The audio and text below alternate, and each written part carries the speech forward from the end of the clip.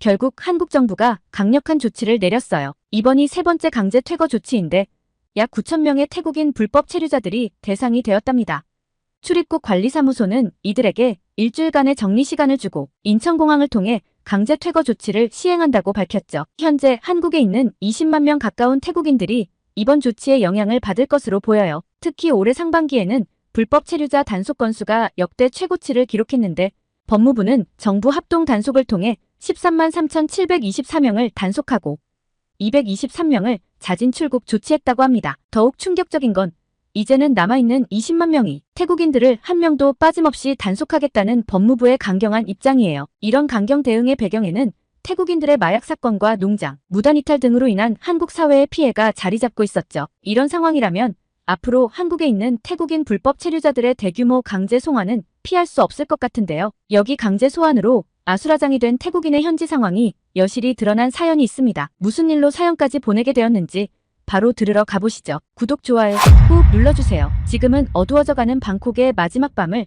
제 사무실에서 바라보고 있습니다. 아속 지역의 높은 빌딩 숲 사이로 보이는 야경은 분명 아름답지만 오늘따라 왠지 모르게 쓸쓸하게 느껴지네요. 안녕하세요. 저는 방콕의 럭셔리 여행사 로열 트래블에서 VIP 담당자로 일하고 있는 나리사입니다. 제 나이 28살, 아직 젊지만 방콕에서 손꼽히는 한국 여행 전문가라는 평가를 받고 있죠. 수쿰 윗거리에 위치한 저희 회사는 방콕의 상류층만을 위한 프리미엄 여행을 제공하는 곳이에요. 이야기를 시작하기 전에 제 어린 시절을 잠깐 말씀드리고 싶습니다. 저는 방콕 외곽의 작은 마을에서 농부의 딸로 태어났어요. 어릴 적 저희 집은 정말 가난했답니다. 아버지는 쌀 농사를 지으셨는데 날씨가 좋지 않으면 수확도 시원찮았죠. 어머니는 새벽부터 저녁까지 이웃집 막노동을 하시며 저와 동생들의 학비를 마련하셨어요. 사촌 동생 파이와 저는 같은 마을에서 자랐습니다. 파이의 부모님도 농사를 지으셨기에 저희는 마치 친자매처럼 지냈죠. 학교가 끝나면 항상 같이 숙제를 하고 주말이면 시장에 가서 얼음 과자를 하나 사서 나눠 먹곤 했답니다. 한국에서 파는 아이스크림이 아니라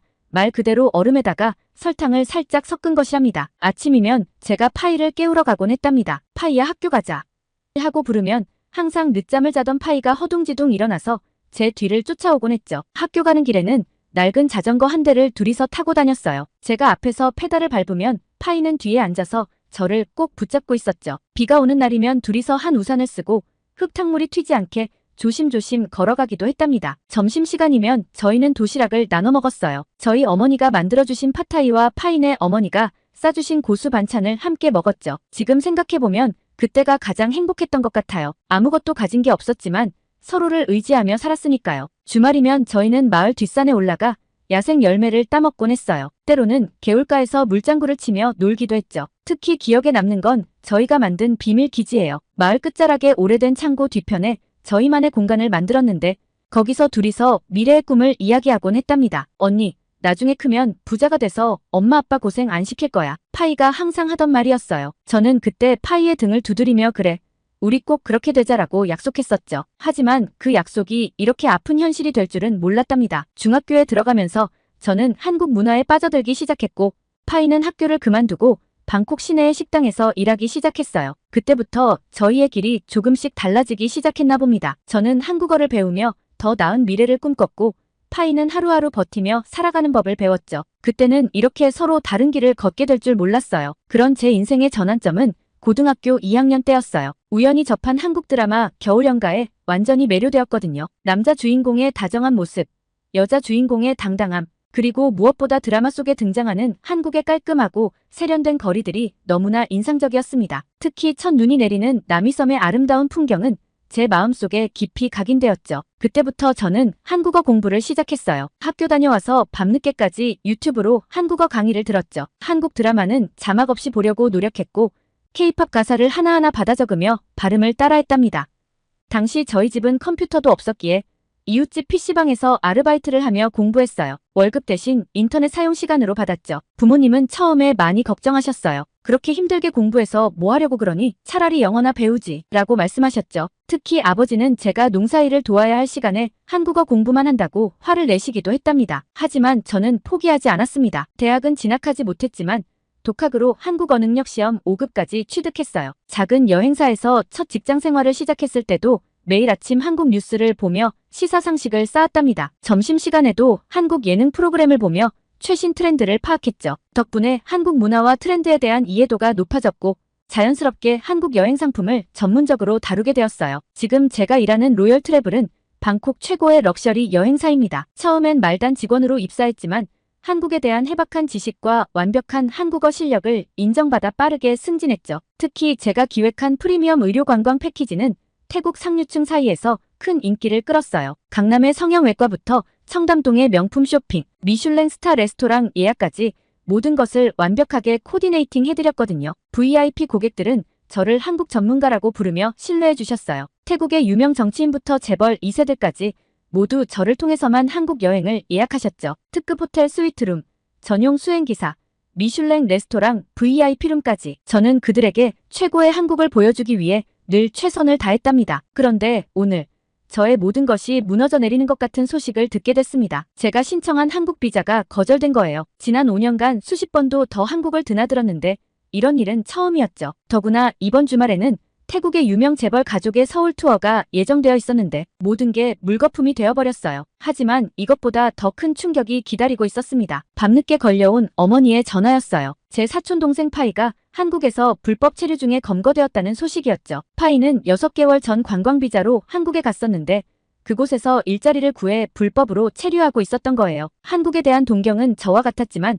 그 아이는 저와는 다른 선택을 했던 거죠. 지금 이 순간에도 방콕의 고층 빌딩이 내려다 보이는 제 사무실 창가에 서서 마지막 불빛이 꺼져가는 도시를 바라보고 있습니다. 사무실 창밖을 바라보며 어린 시절 파이와 함께 꾸었던 꿈들이 떠오릅니다. 우리는 각자 다른 방식으로 가난에서 벗어나려 했지만 결국 저만 성공의 길을 걸었네요. 파이가 한국에 가겠다고 했을 때 제가 좀 더 적극적으로 말렸어야 했나 봅니다. 불법 체류의 위험성을 더 강하게 경고했어야 했는데 하지만 그때의 저는 파이의 선택을 막을 만한 용기가 없었어요. 한쪽에선 한국 비자 거절 통지서가, 다른 한쪽에선 파이의 검거 소식이 저를 무겁게 누르고 있네요. 이제 저는 어떤 선택을 해야 할까요? 파이의 소식을 들은 후 저는 바로 대체 여행지를 물색해야만 했습니다. VIP 고객들의 한국 여행이 모두 취소되었기 때문이죠. 마침 태국 관광청에서 중국 상하이를 새로운 프리미엄 여행지로 적극 홍보하고 있었어요. 한국보다 더 좋은 서비스, 더 화려한 도시라는 슬로건으로요. 저는 반신반의하는 마음으로 상하이행 비행기에 올랐습니다. 솔직히 말씀드리면 한국을 대체할 만한 곳이 있을 거라고는 생각하지 않았어요. 지난 5년간 제가 경험한 한국은 그야말로 완벽했거든요. 특히 작년 겨울 마지막으로 다녀온 서울에서의 기억이 너무나 선명합니다. 인천공항에 도착했을 때부터 느껴지는 깔끔함과 정돈된 분위기, 친절한 입국 심사관의 미소까지 공항철도를 타고 서울로 향하는 동안에도 질서정연하게 줄을 서서 기다리는 시민들의 모습이 인상적이었죠. 서울에서의 일주일은 마치 꿈 같았어요. 제가 모시던 VIP 고객을 위해 예약한 리츠칼튼 호텔의 완벽한 서비스는 두말할 것도 없고 청담동 거리를 걸을 때마다 느껴지던 세련된 분위기, 미슐랭 스타 레스토랑의 정갈한 한식 코스, 모든 것이 수준이 달랐답니다. 특히 기억에 남는 건 강남의 한 성형외과였어요. VIP 고객의 상담을 위해 동행했던 곳인데 병원이라고 믿기 힘들 정도로 럭셔리한 인테리어에 깜짝 놀랐죠. 더 놀라웠던 건 직원들의 서비스 마인드였어요. 의사 선생님부터 간호사, 데스크 직원까지 모두가 완벽한 매뉴얼대로 움직이는 것 같았답니다. 밤거리를 걸을 때면 늘 안전하다는 느낌이 들었어요. 늦은 시간에도 여성들이 혼자 걸어 다닐 수 있고 길거리가 깨끗하게 정돈되어 있었죠. 한 번은 실수로 택시에 지갑을 두고 내렸는데 기사님이 직접 호텔까지 가져다 주시기도 했답니다. 하지만 지금 제가 보고 있는 상하이의 모습은 너무나 다르네요. 푸동공항에 도착하자마자 느껴진 건 정신없이 밀치고 들어가는 사람들이었어요. 공항 직원들은 불친절했고 택시 승강장은 질서라고는 찾아볼 수 없었죠. 특급 호텔로 유명하다는 아만 상하이에 체크인하는 과정에서부터 충격을 받았습니다. 호텔 로비에서 한 중국인 가족이 아이의 용변을 바닥에서 해결하는 걸 목격했거든요. 더 놀라웠던 건 호텔 직원들의 반응이었어요. 마치 일상적인 일인 것처럼 담담하게 청소부를 부르더라고요. 와이탄 근처의 미슐랭 스타 레스토랑에서 저녁 식사를 하는데 옆 테이블의 손님들이 요리를 SNS에 올리겠다며 이리저리 들고 다니다가 그만 바닥에 떨어뜨렸어요. 하지만 사과는커녕 웃으면서 다시 가져다 주세요. 사진 못 찍었어요. 라고 요구하더군요. IFC몰의 명품관에서 목격한 광경은 더욱 충격적이었습니다. 샤넬 매장에서 한 고객이 클래식백을 바닥에 던지면서 이 정도로는 상품성이 떨어지지 않나 보죠? 라고 말하는 걸 보고 할 말을 잃었어요. 서울 청담동에서 본 품격 있는 쇼핑 문화가 그리워지더군요. 102층 조식당에서 마주한 광경은 정말 입에 담기도 민망할 정도였습니다. 어떤 아이가 테이블에 토사물을 흘렸는데 부모는 발로 의자 밑으로 밀어버리고는 계속해서 식사를 하더라고요. 서울에서 경험했던 격조 있는 식사 예절이 떠오르는 순간이었죠. 지금 제 호텔방 창밖으로 보이는 상하이의 야경은 분명 화려합니다. 하지만 그 화려함 속에는 어딘가 비어있는 듯한 공허한 느낌이 가득해요. 자연스레 떠오르는 건 명동의 밤거리죠. 질서정연하게 줄 서서 기다리는 사람들, 깔끔하게 정돈된 거리, 친절한 상인들의 모습이 선명하게 그려집니다. 이제 저는 알 것 같아요. 왜 그토록 많은 사람들이 한국을 선호하는지, 그리고 제 동생 파이를 포함한 많은 태국 청년들이 한국으로 가고 싶어 하는지를. 겉으로 보이는 화려함이 아닌 그 속에 담긴 진정한 품격의 차이였던 거예요. 창밖을 바라보며 생각합니다. 어떻게 하면 파이를 도울 수 있을지, 그리고 어떻게 하면 다시 한국으로 갈 수 있을지. 하지만 지금 이 순간 가장 그리운 건 한국의 그 따뜻했던 미소들이에요. 상하이에서 방콕으로 돌아오는 비행기 안에서 저는 꿈만 같았던 한국에서의 추억을 되새기고 있었어요. 하지만 수완나품 국제공항에 도착하자마자 저는 전혀 다른 현실과 마주하게 됐습니다. 공항은 아수라장이었어요. 한국에서 강제 추방된 태국인들이 대거 입국하면서 입국장은 발 디딜 틈도 없었죠. 13만 명이라는 어마어마한 숫자의 불법 체류자들이 한꺼번에 돌아오면서 공항 직원들도 당황한 기색이 역력했답니다. 입국장 한켠에서는 울음바다가 펼쳐지고 있었어요. 강제 추방된 청년들과 그들을 맞이하러 온 가족들이 부둥켜 안고 우는 모습이 계속 이어졌죠. 한국에서 돈 좀 벌어오려고 했는데 라며 흐느끼는 한 청년의 모습이 특히 가슴 아팠어요. 저는 공항에서 우연히 제가 다니는 절의 주지 스님을 만났습니다. 스님은 귀국하는 불법 체류자들을 위한 임시 거처를 마련하고 계셨어요. 나리사야, 이 사람들 대부분이 갈 곳이 없다네. 고향에 있는 가족들한테는 차마 얼굴을 들지 못하겠다고들 하고. 그 말씀을 듣는 순간 파이가 걱정되기 시작했어요. 파이도 곧 이들처럼 강제 추방되어 돌아올 텐데 과연 어떤 모습일까 생각하니 마음이 무거워졌답니다. 다음날 출근길에 본 방콕의 거리는 더욱 충격적이었어요. 시암광장 앞에서는 귀국한 불법 체류자들이 대규모 시위를 벌이고 있었죠. 우리에게 일자리를. 한국은 우리의 꿈을 앗아갔다. 라는 피켓을 들고 있는 모습이 텔레비전 뉴스에도 나왔어요. 회사에 도착해보니 분위기가 심상치 않았습니다. 한국 관련 여행 상품이 모두 취소되면서 회사도 큰 타격을 입은 상태였거든요. 팀장님께서 저를 따로 불러 말씀하셨어요. 나리사, 우리도 새로운 활로를 찾아야 할 것 같아. 중국 쪽으로 방향을 돌려보는 건 어떨까? 하지만 제가 상하이에서 본 것들을 떠올리니 쉽게 수긍할 수가 없었어요. 그래서 제가 다른 제안을 드렸죠. 팀장님, 제가 귀국한 불법 체류자들을 위한 재취업 프로그램을 기획해보면 어떨까요? 이분들의 한국 경험을 활용할 수 있는 방법이 있을 것 같은데요. 팀장님은 제 제안에 관심을 보이셨고 저는 바로 프로그램 기획에 착수했어요. 하지만 현실은 제가 생각했던 것보다 훨씬 더 암담했답니다. 먼저 찾아간 곳은 방콕 외곽의 한 임시 수용소였어요. 그곳에서 만난 청년들의 이야기는 충격적이었죠. 대부분이 한국에서 일하는 동안 마약에 노출되었다고 해요. 처음에는 힘든 노동을 견디기 위해 가벼운 마음으로 시작했다가 어느새 중독되어 있었다는 거예요. 더 큰 문제는 이들 중 상당수가 이미 범죄 조직과 연루되어 있다는 사실이었어요. 마약 판매, 불법 도박, 심지어 성매매 알선까지. 한국에서의 불법 체류 생활이 그들을 범죄의 길로 내몬 거죠. 람카맹 지역의 한 절에서 만난 20대 청년의 고백이 특히 기억에 남아요. 처음엔 정말 열심히 일하려고 갔어요. 농장에서 일하면서 돈도 꽤 모았죠. 그런데 어느 날 같이 일하던 형이 마약을 권하더라고요. 일도 훨씬 수월해지고 돈도 더 많이 벌 수 있다고. 그게 시작이었어요. 이런 이야기들을 들으면서 저는 파이가 더욱 걱정되기 시작했어요. 파이도 이런 유혹에 노출되어 있진 않았을까? 혹시 이미 돌이킬 수 없는 상황에 처한 건 아닐까? 방콕 시내의 한 카페에 앉아 프로그램 기획안을 쓰면서 저는 눈물을 참을 수가 없었어요. 제가 그토록 사랑했던 한국에서 제 동포들이 이렇게 방황하고 있었다니. 한국의 발전된 모습만 보여주기 바빴던 제가 부끄러워지는 순간이었죠. 카페 창밖으로는 한때 한국에서 일했던 청년들이 몰려다니는 모습이 보였어요. 대부분 한국에서 배운 거친 말투를 쓰며 낮부터 술을 마시고 있었죠. 한 청년은 갑자기 길바닥에 주저앉아 울기 시작했는데 그의 팔뚝에는 주사 자국이 선명했어요. 마약의 흔적이었겠죠. 재취업 프로그램을 기획하면서 가장 큰 벽에 부딪힌 건 그들의 변해버린 생활 패턴이었어요. 한국에서 불법 체류 생활을 하며 대부분 주야가 바뀐 생활을 했대요. 낮에는 잠을 자고 밤에 일하는 생활이 몸에 배어 정상적인 일상으로 돌아오기가 힘들다는 거죠. 더 심각한 건 그들의 정신 건강이었어요. 불법 체류자 신분으로 늘 불안에 시달리다 보니 조금만 스트레스를 받아도 폭력적으로 변하는 경우가 많았죠. 실제로 제가 프로그램 상담을 하던 중에도 한 청년이 갑자기 의자를 던지고 난동을 부린 적이 있었어요. 특히 충격적이었던 건 아속역 근처에서 목격한 광경이었어요. 한국에서 강제 추방된 여성들이 모여있는 곳이었는데 대부분이 불법 성형을 한 흔적이 역력했죠. 한국의 성형외과에서 일하며 배운 지식으로 태국에서 불법 시술을 하겠다는 계획을 세우고 있다는 말을 들었을 때는 정말 할 말을 잃었답니다. 프로그램 기획안을 쓰면 쓸수록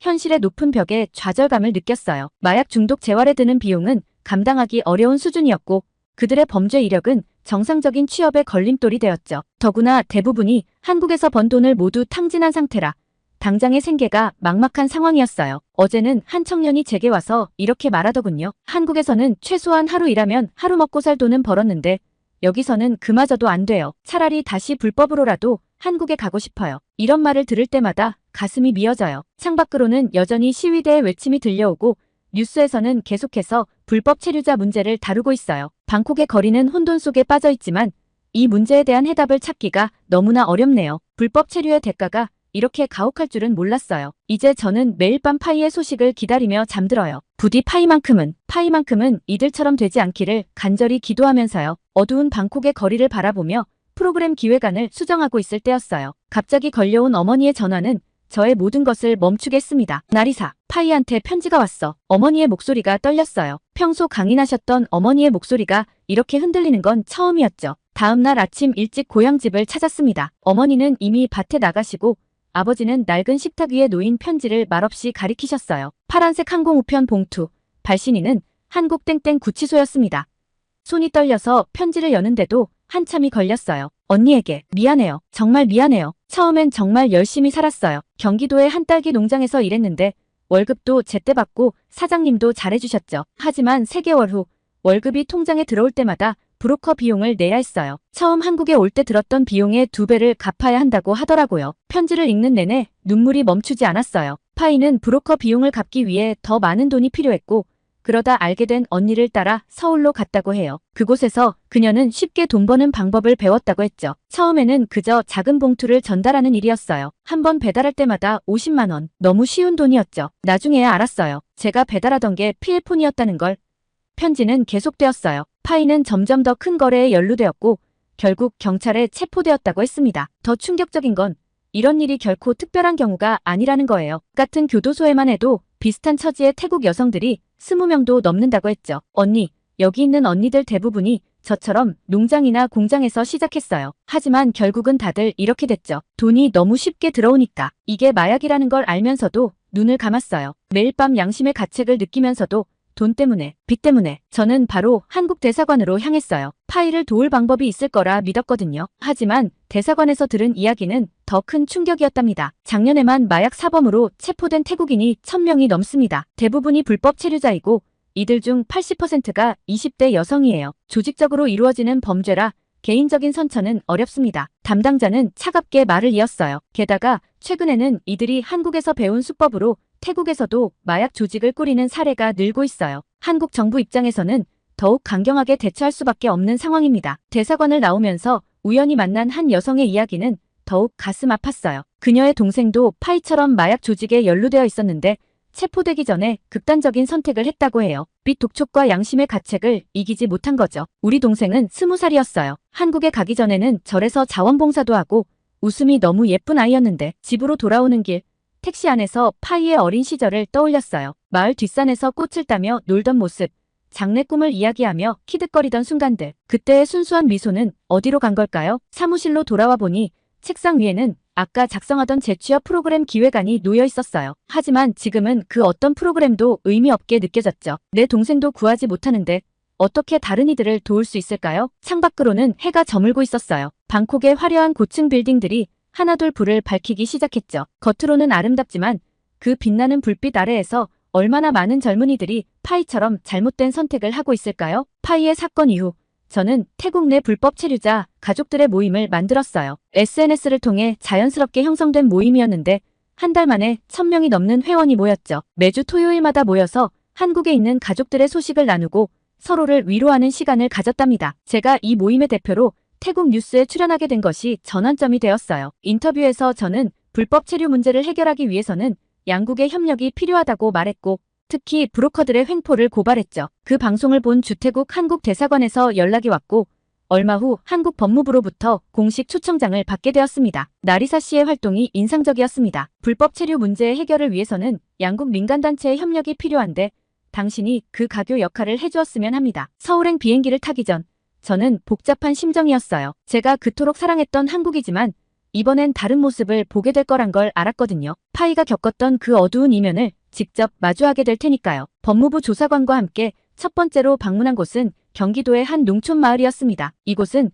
최근 태국인 불법 체류자들의 집단 이탈 사건이 있었던 곳이에요. 처음에는 정말 좋은 노동자들이었어요. 부지런하고 성실했죠. 하지만 어느 날 갑자기 사라져버렸어요. 알고 보니 서울 근교 공장에서 더 많은 급여를 제시했다더군요. 농장주의 말씀을 들으며 저는 파이의 편지 내용을 떠올렸어요. 그녀도 이렇게 시작했었죠. 더 많은 돈을 위해 농장을 떠났다가 결국 마약 조직에 연루되었던 거예요. 다음으로 방문한 곳은 서울 외곽의 공단이었어요. 그곳에서는 충격적인 광경을 목격했습니다. 불법 체류자들이 좁은 컨테이너에서 10명씩 생활하고 있었고 무허가 주류를 제조해 판매하고 있었죠. 이들이 만든 밀주로 인한 식중독 사고가 한 달에 한 번꼴로 발생하고 있습니다. 하지만 단속하면 또 다른 곳으로 옮겨가죠. 법무부 조사관의 설명을 들으며 저는 이 문제의 심각성을 실감했어요. 이것은 단순히 불법 체류 문제가 아닌 국민 건강과 직결된 문제였던 거죠. 특히 충격적이었던 건 서울 도심의 불법 마사지업소 단속 현장이었어요. 저희가 도착했을 때 마침 경찰이 단속을 하고 있었는데 그곳에서 저는 파이의 친구를 만났습니다. 고향에서 간호학교를 다니다 그만둔 아이였는데 이제는 전혀 다른 사람이 되어 있었죠. 언니, 우리가 이러고 싶어서 이러는 줄 아세요? 처음엔 정말 악착같이 일했어요. 하지만 브로커 빚은 늘어만 가고 결국 이렇게 될 수밖에 없었어요. 하지만 이런 어두운 현실 속에서도 저는 희망을 발견할 수 있었어요. 법무부에서 운영하는 외국인 보호소를 방문했을 때였죠. 그곳에서는 체계적인 시스템으로 불법 체류자들을 관리하고 있었고 자진 출국자들에게는 재입국의 기회도 제공하고 있었답니다. 우리는 결코 외국인 노동자들을 적대하지 않습니다. 다만 질서가 필요한 거죠. 합법적인 경로로 들어와 정당한 대우를 받으며 일할 수 있도록 그것이 우리의 목표입니다. 법무부 관계자의 이 말이 제 마음에 깊이 와닿았어요. 한국의 단호한 대응이 때로는 가혹해 보일 수 있지만 이것이 오히려 양국 모두를 위한 길일 수 있겠다는 생각이 들었죠. 마지막 날 법무부 회의실에서 한국 측 관계자들과 긴 대화를 나눴습니다. 그들은 제가 운영하는 가족 모임에 많은 관심을 보였고 이를 통해 양국 간 가교 역할을 해줄 것을 제안했어요. 불법 체류 문제는 단순히 단속과 추방만으로는 해결할 수 없습니다. 예방이 중요하죠. 나리사 씨가 태국에서 진실을 알리는 목소리가 되어주셨으면 합니다. 서울을 떠나기 전 저는 파이가 일했던 딸기 농장을 다시 한번 찾았어요. 그곳에서 새로 일하기 시작한 캄보디아 노동자들을 만났는데 이들은 모두 합법적인 절차를 통해 입국한 이들이었죠. 밝은 표정으로 일하는 그들을 보며 저는 다시 한번 희망을 느꼈습니다. 이제 저는 알 것 같아요. 왜 한국이 이토록 단호할 수밖에 없는지를. 그리고 그것이 결국은 우리 모두를 위한 길이라는 것도요. 방콕으로 돌아가는 비행기 안에서 저는 앞으로 해야 할 일들을 정리하기 시작했습니다. 이제는 제가 할 일이 더욱 분명해졌으니까요. 방콕으로 돌아온 첫날 저는 밤새 고민했어요. 서울에서 본 진실들, 그리고 법무부에서 받은 제안, 이 모든 것을 어떻게 전달해야 할지 머리가 복잡했죠. 결국 제가 선택한 건 SNS였어요. 젊은이들의 목소리에 가장 귀 기울이는 공간이니까요. 처음에는 조심스럽게 시작했어요. 제 인스타그램에 한국에서의 진실이라는 해시태그로 짧은 글을 올렸죠. 파이의 이야기를 가명으로 바꾸어 연재하기 시작했고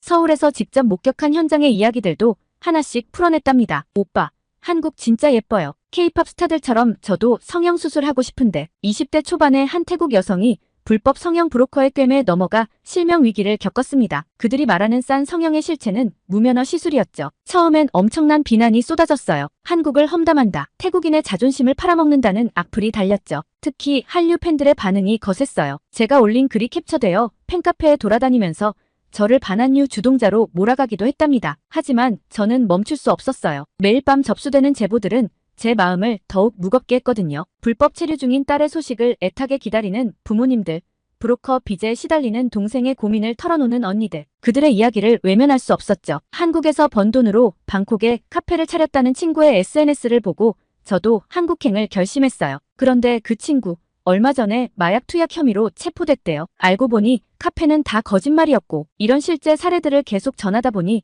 조금씩 변화가 생기기 시작했어요. 댓글창에 저도 비슷한 경험이 있어요 라는 고백들이 하나둘 올라오기 시작했고 개인 메시지로 더 구체적인 제보가 들어왔죠. 특히 큰 반향을 일으킨 건 48시간의 기록이라는 시리즈였어요. 강제 추방된 태국인들의 귀국 후 48시간을 기록한 내용이었는데 그들이 겪는 현실의 처참함이 많은 이들의 마음을 울렸답니다. 인천공항에서 방콕까지 오는 3시간 반 동안 저는 계속 울었어요. 제가 번 돈은 전부 브로커 빚으로 나갔고 이제 빈손으로 돌아가 부모님을 뵈어야 해요. 고향에는 절대 돌아가지 않겠다는 제 다짐이 무색해졌네요. 점차 제 채널은 한국 불법 체류의 실체를 알리는 창구가 되어갔어요. 예비 불법 체류자들이 진지하게 고민할 수 있는 정보들을 제공했고 이미 한국에 있는 이들을 위한 자진 출국 방법도 안내했죠. 태국 언론에서도 조금씩 관심을 보이기 시작했어요. 처음에는 작은 인터넷 매체들이었지만 나중에는 큰 방송사에서도 연락이 왔답니다. 제 이야기가 더 많은 사람들에게 전해질 수 있는 기회였죠. 가장 보람찼던 순간은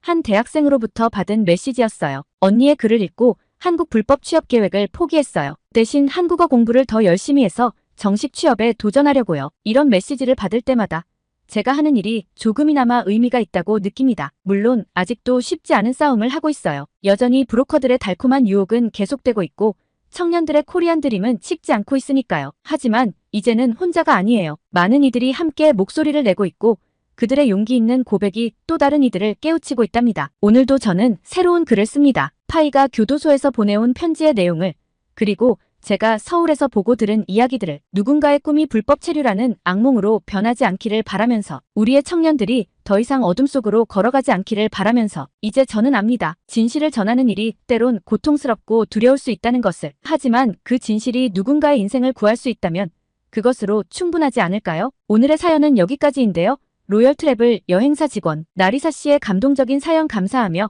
앞으로도 응원하겠습니다. 구독과 좋아요 감사드리며 다음 영상으로 찾아뵙겠습니다.